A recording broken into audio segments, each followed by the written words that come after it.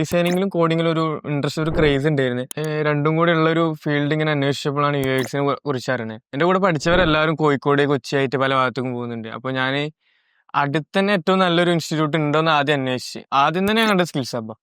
അപ്പോൾ സ്കിൽസ് ഹബ്ബിൽ ഇങ്ങനെ skills ഹബ്ബിൻ്റെ insta ഫീൽഡിൽ ജസ്റ്റ് ഇങ്ങനെ സ്ക്രോൾ ചെയ്തപ്പോൾ മ്യൂച്വൽ ഫ്രണ്ട്സിൽ എൻ്റെ ഫ്രണ്ട്സിനെ കണ്ട്, 2-3 ഫ്രണ്ട്സിനെ, അവരൊക്കെ ഇവിടെ പഠിച്ചതാണ്.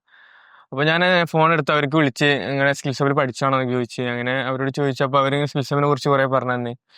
അപ്പോൾ അങ്ങനെ ഞാൻ പിന്നെ UX കുറിച്ച് അന്വേഷിച്ച് സ്കിൽസ് ഹബ്ബിൽ വിളിച്ച്.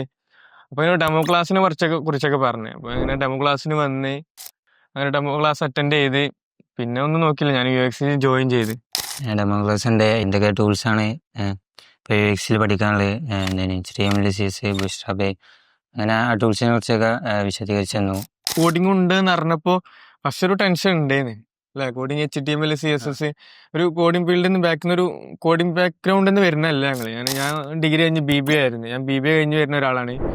ഞാൻ പ്ലസ് ടു കഴിഞ്ഞ് വരുന്ന ഒരാളാണ്. പിന്നെ സാറിൻ്റെ കൂടെ നിന്ന് ഒരുമിച്ചിരുന്ന് വർക്ക് ചെയ്ത് ഞങ്ങൾ ഇപ്പോൾ നല്ലൊരു പോർട്ട്ഫോളിയോ ക്രിയേറ്റ് ചെയ്ത് ഞങ്ങളുടെ കോഴ്സ് കഴിഞ്ഞപ്പോൾ ഒരു 6 മന്ത് കോഴ്സായിരുന്നു. അങ്ങനെ കോഴ്സ് കഴിഞ്ഞപ്പോൾ ഒരു UX ഡിസൈനർ ആയിട്ട് ഇരിക്കുകയാണ് ഇപ്പോൾ ഞങ്ങളിവിടെ.